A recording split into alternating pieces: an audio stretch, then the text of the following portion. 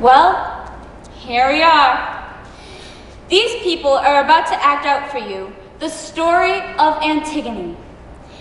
That thin little creature staring straight ahead, staring at nothing, is Antigone. She is thinking.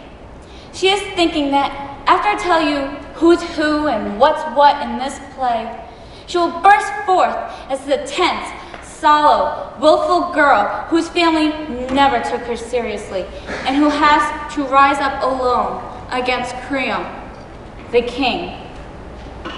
Another thing she is thinking is this. She's gonna die.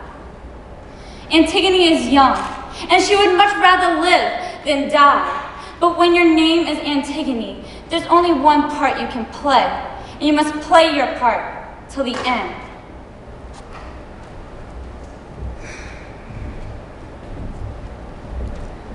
From the moment the curtains went up, the inhuman forces were whirling her out of this world and away from her sister Ismene, who you see chatting with the young man.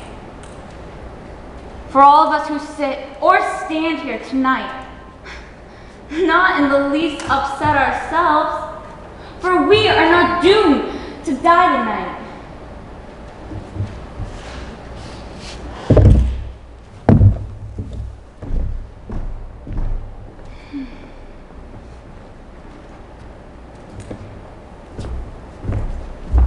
The young man talking to Ismene, the gay and beautiful Ismene, is Haman. He is the king's son, Creon's son, and he and Antigone are engaged to be married. Now, you really wouldn't think that Antigone was his type. I mean, Haman likes sports, competition, dancing, and he likes women too. Now look at Ismene again. She's clearly far more beautiful than Antigone. I mean, she's someone you would think he'd go for. Well, there was a ball one night, and Ismene wore a new frock, and she looked radiant. Haman danced every dance with her that night. But yet, in the same night, he went in search for Antigone, finding her, like she was, alone, and he asked her to marry him. Now, we really don't know why it happened. It didn't surprise Antigone in the least. She looked up at him with those solemn eyes of hers, and with a sad smile said, "Yes." And that was it. The band struck up another dance, Ismene was surrounded by another group of guys, and, well, Haman, expecting to marry Antigone. He won't, of course. He didn't know that this world wasn't meant to hold a husband for Antigone, and that this princely distinction would have him die sooner than he would have done.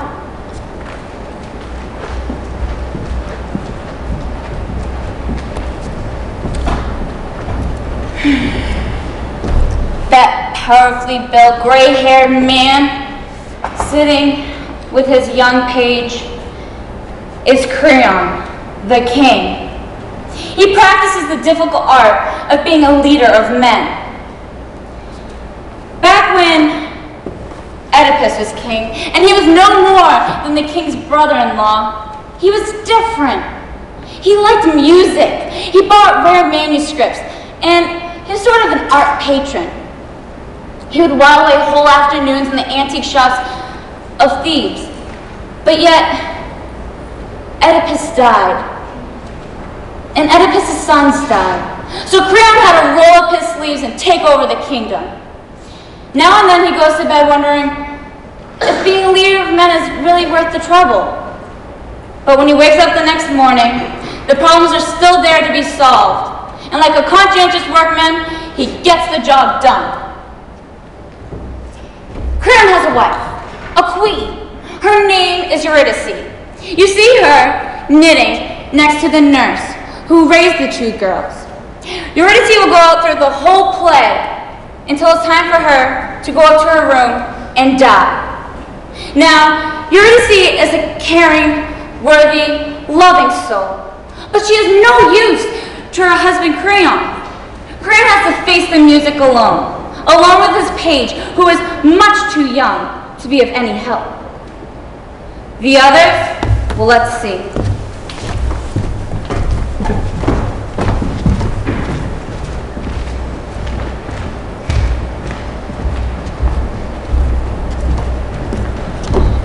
The pale young girl leaning against the wall is the messenger.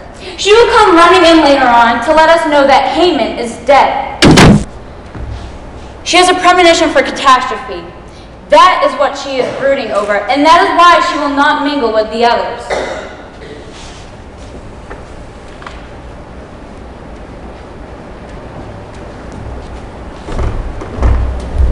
And for these three red face card players, they're the guards. One smells like garlic, the other one smells like beer.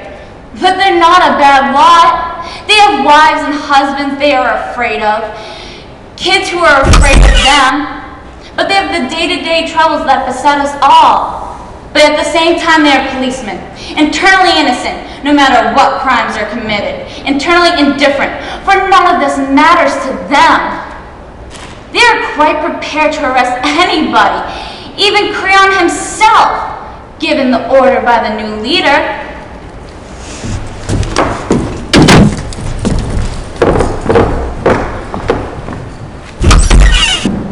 That's the lot. Now for the play. Alright, Oedipus, the father of the two girls, also had two sons, Oedicles and Polynices. When Oedipus died, it was agreed that the two sons would reign in alternate years. But when Oedicles, the elder son, reigned a full year, he refused to give up the throne. Polynices was furious. There was a civil war, and Polynices brought up allies, 6 foreign princes, and they fought in front of the 7 gates of Thebes. And throughout the course of the war, Polynices and his allies were defeated. The two brothers fought in